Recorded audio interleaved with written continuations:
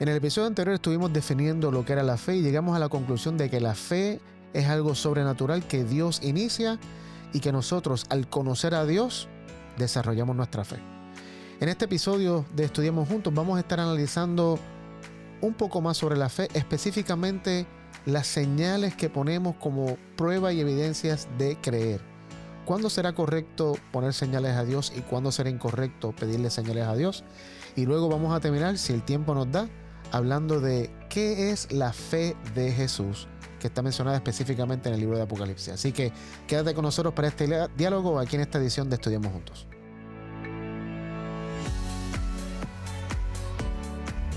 Bienvenidos a esta edición de Estudiemos Juntos, la parte 2 de la lección número 8, la fe.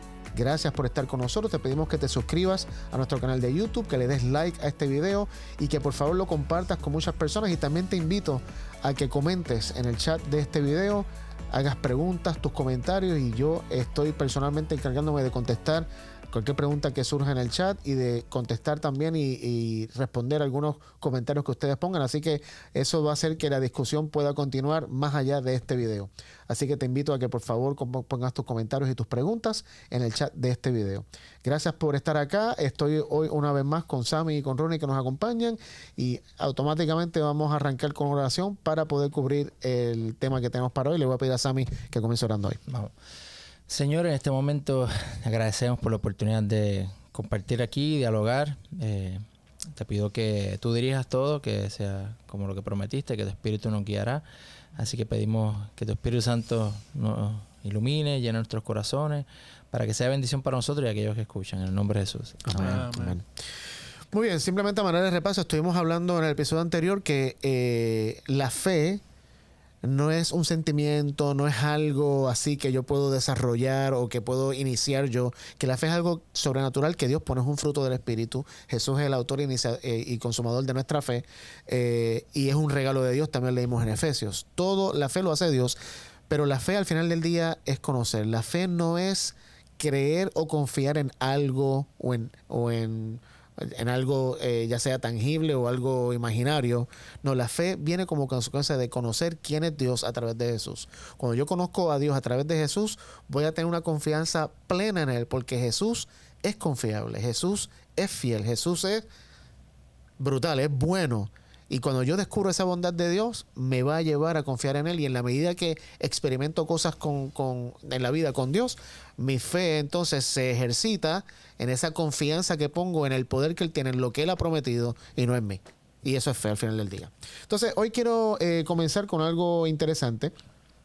Y es que muchas veces, a veces decimos, también hablamos en el episodio anterior de quién tal vez necesita más fe. ¿Israel, el pueblo de Israel en el desierto, o nosotros? Y yo creo que todos en cierta medida necesitamos fe, tengamos evidencia o no tengamos evidencia, siempre buscamos y pedimos señales.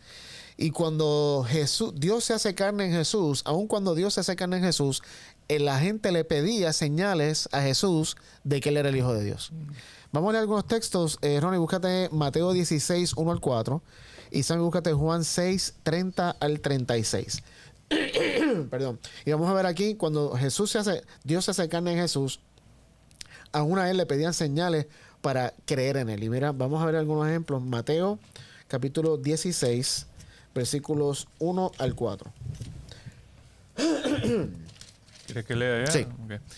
Dice, cierto día los fariseos y saduceos se acercaron a Jesús para ponerlo a prueba, exigiéndole que le mostrara una señal milagrosa del cielo para demostrar su autoridad. Él respondió, ustedes conocen el dicho, si el cielo está rojo por la noche, mañana habrá buen clima. Si el cielo está rojo por la mañana, habrá mal clima todo el día. Saben interpretar las señales del clima en los cielos, pero no saben interpretar las señales de los tiempos. Solo una generación malvada y adúltera reclamaría una señal milagrosa. Pero la única señal que les daré es la del profeta Jonás. Luego Jesús lo dejó y se fue. Muy bien, para mí es interesante que, por lo menos en el registro histórico, sí se registra, como vamos a ver ahora, y fue el ejemplo que tú mencionaste de los panes y los peces, pero casi siempre los que pedían una señal eran los líderes religiosos. Los líderes religiosos, que eran los que sabían la profecía, que sabían que el Mesías iba a venir, que iban a ser en Belén, que iban a ser de una virgen y todas las demás cosas que Jesús cumplió, Eso eran evidencias. Y obviamente la fe no es una evidencia 100%. No es que, perdón, no es que puedo decir, aquí está la evidencia total y absoluta, no se puede escapar nada. No, siempre hay un elemento que tal vez no está muy claro para ejercer la fe, porque la fe, obviamente, como dice Hebreo, es la certeza, o sea, es confiar en algo que todavía no tengo. Y en el caso de Jesús, Jesús cumplió, o sea, había mucha evidencia de que Jesús, sin duda, cumplió muchas cosas del Mesías, pero aún así todavía querían saber para saber que él tenía autoridad. Fíjate lo que decía. Perdón. Y entonces le están pidiendo eso a Jesús. Juan 6, 30 al 36. Dice, le dijeron entonces, pero ¿qué señal haces tú para que veamos y te creamos? ¿Qué es lo que haces? Nuestros padres comieron el maná en el desierto, tal y como está escrito. Pan del cielo les dio a comer. Y Jesús les dijo, de cierto les digo que no fue Moisés quien les dio el pan del cielo, sino que es mi Padre quien les da el verdadero pan del cielo. Y el pan de Dios, que es aquel que descendió del cielo, y el pan de Dios es aquel que descendió del cielo y da vida al mundo. Hasta el 33. Hasta el 36. Le dijeron, Señor, danos siempre este pan. Jesús les dijo, yo soy el pan de vida. El que viene a mí nunca tendrá hambre, y el que en mí cree no tendrá sed jamás. Pero yo les he dicho que aunque me han visto, no creen. Interesante. Jesús mismo le está diciendo, yo soy el pan que descendió del cielo, yo soy del que habló el profeta, yo soy todo, yo les estoy dando pan físico, pero también soy el pan espiritual. Y termina diciendo, pero ya les dije que aunque me han visto, no creen. En otras palabras, hay veces que las señales, si Dios nos da la señal, va a ser un impedimento incluso para que nosotros creamos. Y por eso tengo aquí una oración que dice, hay ocasiones donde Dios concede señales para fortalecer la fe, pero también hay momentos donde pedir señales revela incredulidad o dureza de corazón. Los fariseos y los saduceos no estaban pidiendo una señal realmente para creer en Jesús. Lo hacían por incredulidad y tener un corazón tan duro que tal vez lo que estaban buscando era que Jesús hiciera algo para entramparlo y matarlo. La gente creía en Jesús por los panes y los peces, pero si Jesús no hubiera multiplicado los panes y los peces, no hubieran creído en él. Entonces Jesús le dice, aunque ustedes ven, no creen, aunque ustedes tienen evidencia, no creen. Y esa es nuestra parte en la fe. Mi parte es que cuando veo la evidencia, decida creer y confiar. Pero muchas veces la señal nos hace dejar de creer más. Es increíble. Está brutal eso que estás diciendo, porque me pongo a pensar, y quizás, no sé, esto es para analizar, pero ¿será que todas las señales representan a Jesús? Esto es decir, como que los milagros se supone que, porque si Dios hace un milagro, yo me puedo enfocar en el milagro, claro. Y es como que hago el milagro, es como la gente que hace bibliolatría, ¿verdad? Que es la Biblia, el milagro es que tenemos una escritura, pero entonces como que esta es, entonces o nos aferramos a los templos, o a las cosas, o a las señales, y nos olvidamos que él decía, mira, ok, él pudo haber que caiga maná, pero yo soy el maná, yo soy el pan. Entonces como que nosotros queremos los milagros, pero él es el milagro, él es suficiente, él está con nosotros. Entonces puede ser que lo que tú estás diciendo, que esas cosas nos limitan porque nos enfocamos en el milagro y no nos enfocamos en él, que es el verdadero milagro. Y por eso, para mí, al final del día, como comentábamos ahorita, Romanos 10:17 dice que la fe viene por el oír y el oír la palabra de Dios. Jesús es la palabra. O sea, al final del día no hay fe sin Jesús. ¿Por qué? Y perdonen que siga machacando este punto. Porque Jesús es la revelación del Padre. Y la fe es conocer al Padre. No hay manera de conocer a Dios sin Jesús. Tú puedes sacar a Jesús, nunca vas a conocer a Dios literalmente. Vas a tener ideas de Dios totalmente distorsionadas. Cuando pones a Jesús, Jesús es la revelación del Padre. Y ahí entonces, a través de Jesús conozco. Y por eso creo que sí. Todas las señales para fe tienen que terminar en Jesús. O sea, en algún momento tiene que terminar en Jesús, porque en Jesús es que conozco al Padre. Bueno. Entonces, ¿es incorrecto pedir señales para poder tener fe? Yo creo que lo importante es el corazón detrás de la señal que estamos pidiendo. Los fariseos aquí estaban diciendo, muestras una señal. Y Jesús le dice, le voy a dar la señal de Jonás, ¿no? Aquí hay algo muy profundo en Mateo 16, que lo vemos también en el pasaje que leyó Sammy. Es que Jesús le dice a los fariseos, ustedes saben interpretar el weather, Sí. pero no Clima. saben interpretar los tiempos. Sin embargo, tienen acceso a los libros, a la escritos, profecía, a los escritos. La cuestión era que ellos tenían su mente más metida en las cosas terrenales y del momento, más que en las cosas espirituales. No tenían su vista puesta en Dios, queriendo seguir a Dios, sino que estaban explotando la fe, entre comillas, ¿verdad? Y la espiritualidad para su propio enriquecimiento terrenal. Entonces, nuestra postura ante Dios es muy importante cuando vamos a pedir una señal y cuando vamos a interactuar con Dios de cualquier forma, ¿verdad? Veamos, y yo sé que lo más seguro vas a tocar esto, así que perdón si me estoy adelantando, pero vemos el ejemplo de Gedeón, por ejemplo, ¿verdad? Gedeón le pidió como 5 señales a Dios, Claro.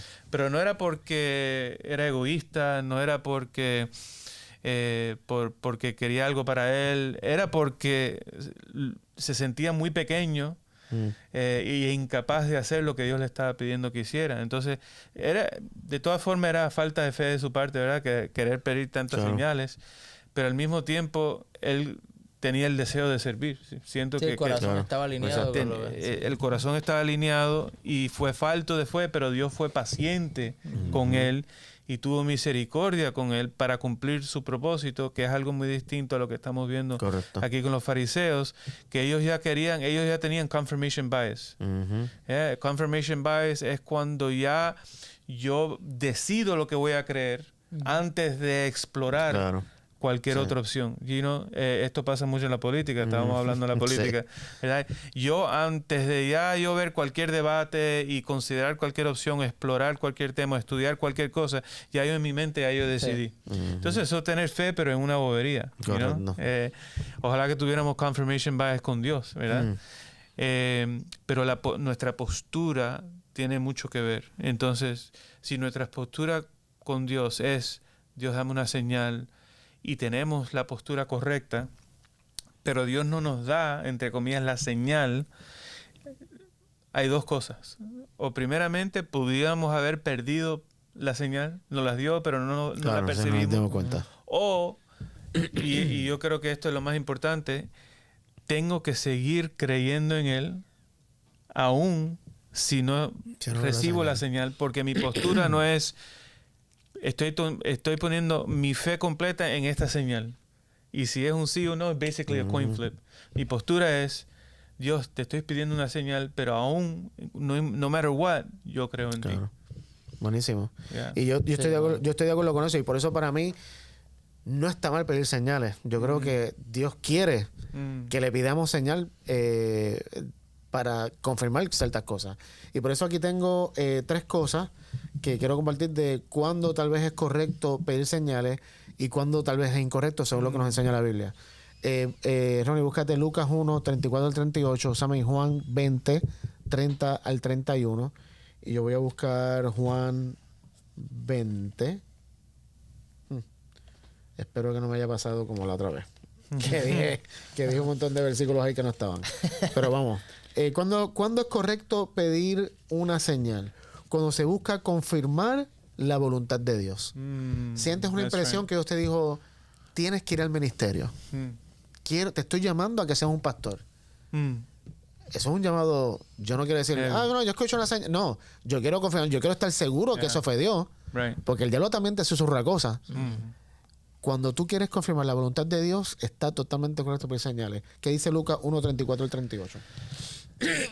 Dice, ¿pero cómo podrá suceder esto? Le preguntó María al ángel. Soy virgen. El ángel le contestó, el Espíritu Santo vendrá sobre ti y el poder del Altísimo te cubrirá con su sombra.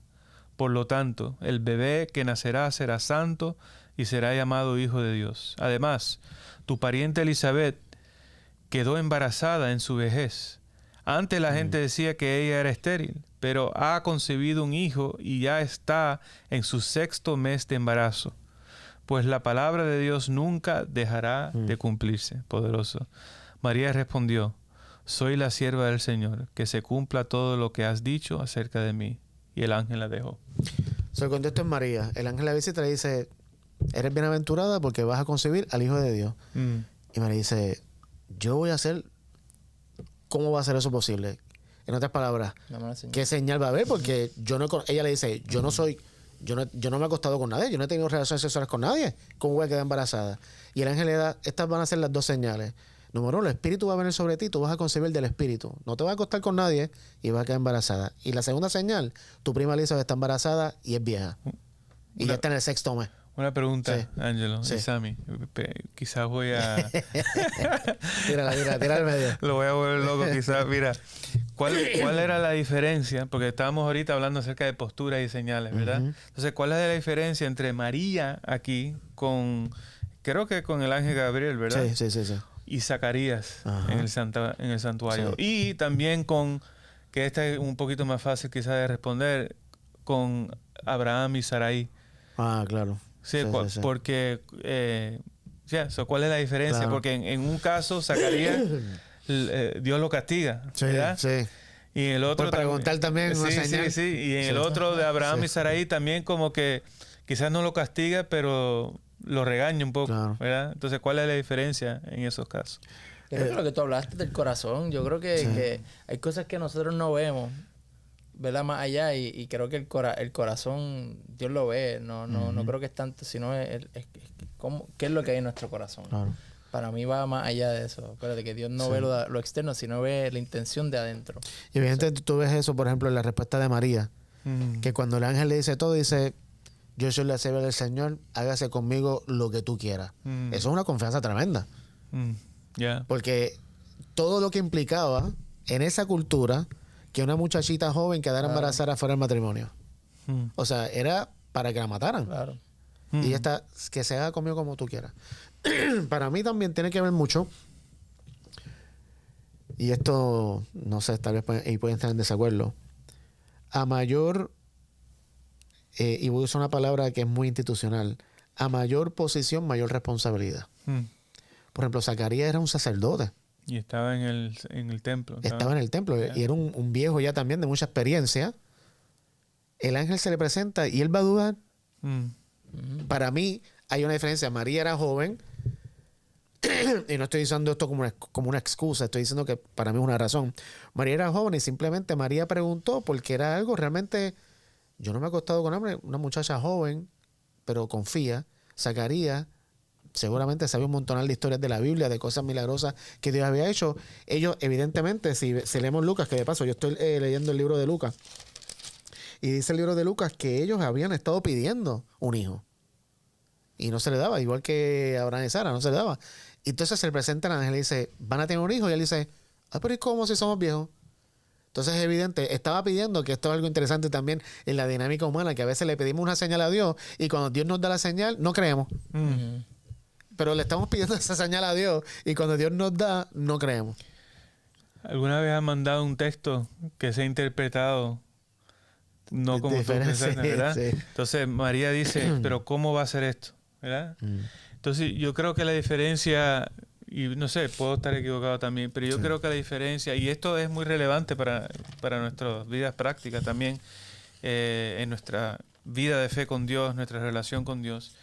La diferencia yo creo que está entre los tres casos, es entre la curiosidad y el sarcasmo, ¿verdad? La curiosidad dice, wow, realmente esto va a pasar, wow, ¿cómo va a pasar? Tell me more. Sí. Tell me more. Sí. ¿Cómo va a ser esto? Y lo otro dice, sí. ¿Cómo va a ser Bueno, eso? en el caso de Sara hasta se rió. Exacto. Sí. Entonces, estamos approaching o estamos acercándonos a Dios con curiosidad acerca de lo que Él quiere para nosotros, o con sarcasmo. Y en a little bit of saltiness. actitud. You know? Sí. Eso es un buen punto.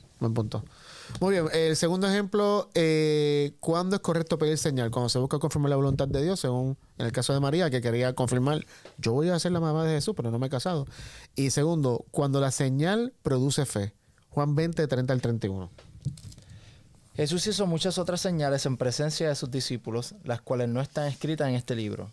Pero estas se han escrito para que ustedes crean que Jesús es el Cristo y el Hijo de Dios, y para que al creer tengan vida en su nombre. Mira, es interesante lo que dice Juan. Juan dice, yo escribí este libro, obviamente inspirado por Dios, para que cuando ustedes lean estas señales, estas evidencias, ustedes crean. Mm. En otras palabras, yo puedo pedirle, Señor, dame una señal para creer en ti. Y Dios te va a dar evidencia. O sea, te va a dar la historia de Jesús, que es lo que Juan está escribiendo. Es la historia, es la biografía de Jesús.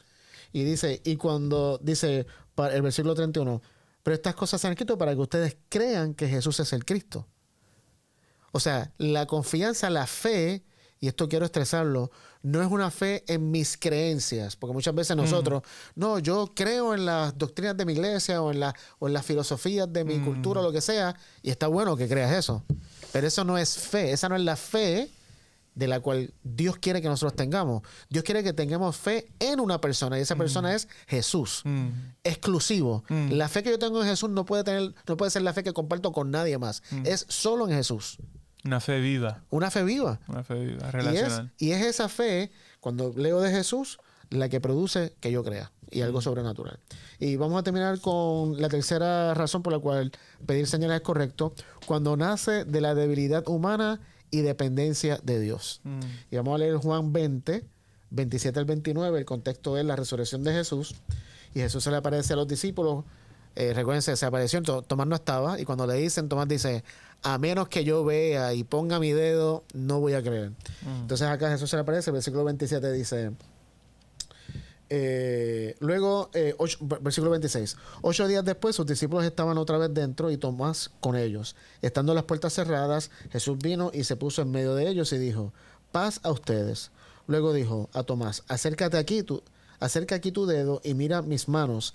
Extiende aquí tu mano y métela en mi costado y no seas incrédulo, sino creyente. Señor mío y Dios mío, le dijo Tomás. Y Jesús le dijo, porque me has visto, has creído.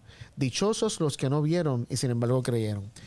A mí esto me dejó de día, pero de día. Esa última frase en el versículo 29. Porque fíjate que Jesús no condena a Tomás por haber creído porque vio. No. Porque muchas veces pensamos, no, es que yo tengo que creer sin ver. No. Jesús dice, qué bueno que creíste porque vistes. Ahora, bienaventurados los que creyeron sin ver. En otras palabras, los que creen sin ver experimentan otras cosas, viven unas cosas a otro nivel que tú, Tomás, lamentablemente no pudiste experimentar. Wow. Porque tú vistes. Y porque viste, creíste. Pero ¿sabes qué, Tomás? Yo acepto la fe también que viene por ver. Eso a mí me deja de día porque yo nací en un ambiente donde me decían que yo tengo que creer sin ver. Porque es lo que Hebreos 11:1 dice. Sin embargo, Jesús aquí a Tomás está diciendo, yo también acepto la fe que viene cuando yo le digo una señal y la persona cree por lo que vio. Sería justo decir que la mayor fe viene con mayor bendición. Totalmente. Yeah. Totalmente. Yeah. O sea, cuando yo confío, es como tú dijiste ahorita, cuando yo confío totalmente sin todavía ver completamente el fin, eso produce algo en mí y no sé cómo explicarlo porque es algo tan personal. O sea, es como, o sea, no sé qué ejemplo dar, pero hay una sensación diferente cuando yo creo y tengo una expectativa de lo que voy a tener sin tenerlo, ya yo lo tengo. Yeah. No sé, es algo en el corazón, es una emoción. Y de paso, la fe no es ausencia de emociones o sentimientos. Porque no vamos a decir que es una fe así bien cold-blooded, que sí, yo confío y porque es relacional, y en la relación hay amor, que es lo que decíamos ahorita. O sea, hay sentimientos, hay emociones en la fe, pero para mí, cuando todavía no lo tengo, por ejemplo, ¿cómo tú te sientes al pensar en la segunda venida de Jesús? Versus cómo se sentían los discípulos al tener a Jesús al lado de él. O sea, hay una química diferente. O sea, uno, la venida de Jesús la ve con una expectativa y con un gozo, y hay como una cosquilla, como que una emoción por lo que voy a tener, que exacto, cuando los discípulos ya lo tenían. Entonces es diferente, y por lo menos a mí me parece. Lindo. Me parece. Claro. Muy bien, entonces ahora, ¿cuándo es incorrecto pedir señales? Mateo 12, 38 al 39, San Juan 11, 43 al 53. Ahí vamos a leer, vamos a ver dónde nos paramos, porque son varios versículos y el tiempo corre. Y yo voy a buscar 2 Corintios 5, 7. ¿Cuándo es incorrecto, según la Biblia, demandar señales de Dios para creer? Número 1, cuando la intención es probar o desafiar a Dios. Mateo 12, 38, 39. Dice, un día algunos maestros de la ley religiosa y algunos fariseos se acercaron a Jesús y le dijeron, Maestro, queremos que nos muestres alguna señal milagrosa para probar tu autoridad. Ahí está, para probar tu autoridad. Jesús le respondió, solo una generación maligna y adúltera exigiría una señal milagrosa, pero la única que les daré será la señal del profeta Jonás. Muy bien. Y hay otro versículo donde Jesús claramente dice que se fue y no le dio señal. Dice, no le voy a dar ninguna señal. Yeah.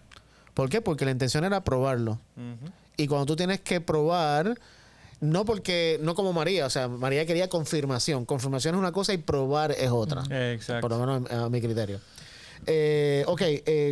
Segundo, primero, ¿cuándo es incorrecto? Cuando la intención es probar o desafiar a Dios. Segundo, ¿cuándo es incorrecto pedir una señal de Dios? Cuando se usa como una excusa para no creer u obedecer. Yo quiero una señal porque mi intención es desobedecer. Juan 11, 43 al 53. Y habiendo dicho esto, clamó a gran voz, Lázaro, ven fuera. Y el que había muerto salió con las manos y los pies envueltos en vendas y el rostro envuelto en un sudario. Entonces Jesús le dijo, quítenle las vendas y déjelo ir. Muchos de los judíos que habían venido para acompañar a María y que vieron lo que hizo Jesús, creyeron en él. Pero algunos de ellos fueron a los fariseos y les contaron lo que Jesús había hecho. Entonces los principales sacerdotes y los fariseos reunieron al concilio y dijeron, ¿qué haremos? Este hombre está haciendo muchas señales. Si lo dejamos así, todos creerán en él. Entonces vendrán los romanos y destruirán nuestro lugar santo y nuestra nación. Uno de ellos, Caifás, que ese año era sumo sacerdote, les dijo, ustedes no saben nada, ni se dan cuenta de que nos conviene que un hombre muera por el pueblo y que no toda la nación perezca. Pero esto no lo dijo por cuenta propia, sino que, como aquel año era el sumo sacerdote, profetizó que Jesús moriría por la nación. Y no solamente por la nación, sino también para congregar en un solo pueblo a los hijos de Dios que estaban dispersos. Así que desde aquel día acordaron matarlo. Muy bien. Fíjate que Jesús hace un milagro, resucita a Lázaro después de 4 días, que es algo ya sobrenatural. No vamos a entrar sobre eso. Y cuando se le cuenta a los líderes religiosos, esa señal... ellos la usan para matar a Jesús. Y más adelante dice que querían matar a Jesús y a Lázaro también lo querían matar. Entonces, ¿cuándo es incorrecto pedir una señal? Cuando la señal se usa como excusa para no creer o para desobedecer. Y la tercera que tengo aquí es cuando la señal reemplaza la fe y la relación con Dios. En 2 Corintios 5, 7, para el desde el 5, dice, y el que nos preparó para esto mismo es Dios, quien nos dio el Espíritu como garantía. Por tanto, animados siempre y sabiendo que mientras habitamos en el cuerpo, estamos ausentes del Señor, porque por fe andamos, no por vista. El justo vivirá por la fe, que lo mencionamos, creo que fue fuera de cámara que hablamos de ese texto. El justo vivirá por la fe. O sea, ¿qué significa que el justo vivirá por la fe? El justo vivirá conociendo a Dios, porque la fe es conocer. So, yo voy a vivir conociendo a Dios. Si yo vivo mi vida sin querer conocer a Dios y solamente dame una señal, pero no quiero intimar con Dios, las señales no te van a servir de nada, por más que Dios te las dé. Y la única forma que podemos ser justos es por fe. Justamente, porque es conociendo a Dios que descubro que Dios me justifica ya. No es nada que yo tenga que hacer. Y finalmente, Mateo 4, 5 al 7, ¿cuándo es incorrecto pedir una señal? Cuando se busca curiosidad, espectáculo o manipulación espiritual. Mateo 4, 5 al 7. ¿Tú lo tienes, Ronnie? Sí. Dice, después el diablo lo llevó a la santa ciudad Jerusalén, al punto más alto del templo, y dijo, si eres el Hijo de Dios, tírate, pues las Escrituras dicen, Él ordenará a sus ángeles que te protejan, y te sostendrán con sus manos para que ni siquiera te lastimes el pie con una piedra. Jesús le respondió, las Escrituras también dicen, no pondrás a prueba al Señor tu Dios. Satanás justamente estaba pidiendo una señal, si eres el Hijo de Dios, era una manipulación espiritual total y para que Jesús dudara de que él era el Hijo de Dios. Si era el Hijo de Dios, eso lo hablábamos anoche. Anoche terminamos una serie de 8 estudios bíblicos con un grupo de niños. Teníamos 20 niños. Y anoche terminamos hablando justamente de que la tentación de Jesús no era convertir las piedras en pan. Porque es evidente que Jesús podía convertir lo que fuera en pan. La tentación era, si eres el Hijo de Dios. Era dudar de lo que 40 días antes el Padre le había dicho en su bautismo: este es mi hijo amado en quien tengo contentamiento. Esa era la prueba. Y por eso, cuando queremos manipular espiritualmente o queremos demandar una señal para, no sé, hacer algo para que Dios quede mal, no es incorrecto. Ya se acabó el tiempo. El hecho de seguir a Jesús, ir a una iglesia, creer las 28 doctrinas, guardar el mandamiento del sábado, no significa que tienes fe en Jesús. Porque como mencionamos, la fe es las relaciones, conocer a Dios. Y la Biblia nos da varios ejemplos de personas que no eran israelitas, que tenían unas creencias totalmente diferentes, y Jesús le dijo, por ejemplo, en Lucas 7, 1 al 10, la historia del centurión con el siervo, Jesús le dice: no he hallado tanta fe en todo Israel. Sí. Wow. O sea, ni los discípulos, ni los sacerdotes, fariseos, ni Gamaliel tenía tanta fe como un centurión romano. O sea, que la fe nos discrimina. Correcto. Yo no tengo que ser un súper religioso, ir a la iglesia 3 veces a la semana para poder tener fe. Claro que esas cosas son buenas y construyen nuestra fe, pero no tengo que ser pastor, no tengo que tener un título de teología. Yo puedo tener tanta fe como ese centurión relativamente al pueblo de Israel, que supuestamente era el pueblo escogido de Dios. O sea, que es la actitud del corazón. Totalmente. Ahí está, es la actitud del corazón. Es el deseo mío sincero de conocer quién es Dios. Y cuando conozco sinceramente a Dios, voy a y de confianza. confío en Él, aunque no tenga toda la teología correcta en mi cabeza, porque lo más importante para Dios no es la teología, es mi relación con Él. Eso es lo más importante para Dios. Y Él se encargará de eso. Tener la relación correcta con Él me va a llevar a la teología correcta. Tenemos que poner la relación primero. Correcto. Bueno, lamentablemente nos quedamos cortos para hablar de lo que es la fe de Jesús. Yo sé que tal vez mucha gente, espero que no se molesten y que tengan el espíritu de perdón en este instante hacia nosotros, pero se nos acabó el tiempo. Pero en Apocalipsis 14:2 dice que describe a la generación final y dice que la generación final es un grupo de personas que va a guardar los mandamientos de Dios y tiene la fe de Jesús. Y quiero decirte simplemente, ¿qué es guardar los mandamientos de Dios? El mismo Jesús lo definió cuando le preguntaron cuál era el más grande mandamiento, y él dijo que el más grande mandamiento es amar a Dios sobre todas las cosas y a tu prójimo como a ti mismo. Este grupo de personas el movimiento final, si pudiéramos decirlo, es un grupo de personas que va a amar como Dios ama. Esto es guardar la ley de Dios. Tienen los mandamientos de Dios porque aman como Dios, que es el más grande mandamiento. ¿Y qué es la fe de Jesús? Justamente es la fe que tuvo Jesús. ¿Y cómo fue la fe de Jesús? 4 cosas. Jesús tenía total confianza en el Padre, obedecía siempre a Dios por amor, tenía una dependencia total del Padre, porque como decía Sammy, él dice: yo no hago nada de mí mismo, todo lo que hago es lo que veo del Padre. Y decidió confiar en Dios, aunque no veía o entendía el resultado, cuando dijo: Señor, que pase a mí esta copa, pero que no sea mi voluntad sino la tuya. Y cierro con esto: es imposible que tú tengas la fe de Jesús, porque Jesús, no hay nadie que tuvo la fe de Jesús. Pero lo lindo de Jesús y lo lindo del Evangelio es que cuando aceptas a Jesús, como dice Pablo, ya no vives tú, mas vive Cristo en ti. Y cuando Jesús vive en ti, la fe de Jesús, porque es Jesús viviendo en ti, va a brotar y va a surgir de ti. Porque la fe, como mencionamos, no viene de ti. No la empiezas tú ni la terminas tú. La comienza y la termina Jesús. Eso lo dice Hebreos capítulo 12, versículo 1. Así que cuando Cristo vive en ti y por esa relación crees en Él, la fe de Jesús entonces se vuelve tu fe, porque Jesús vive en ti. Y eso lamentablemente es todo lo que podemos decir hasta el momento. Así que Dios te bendiga. Gracias por estar con nosotros, Ronnie. Gracias una vez más por haber estado con nosotros. Siempre es lindo tenerte con nosotros. Y familia, que Dios los bendiga, y te esperamos entonces la próxima semana para otra edición de Estudiemos Juntos.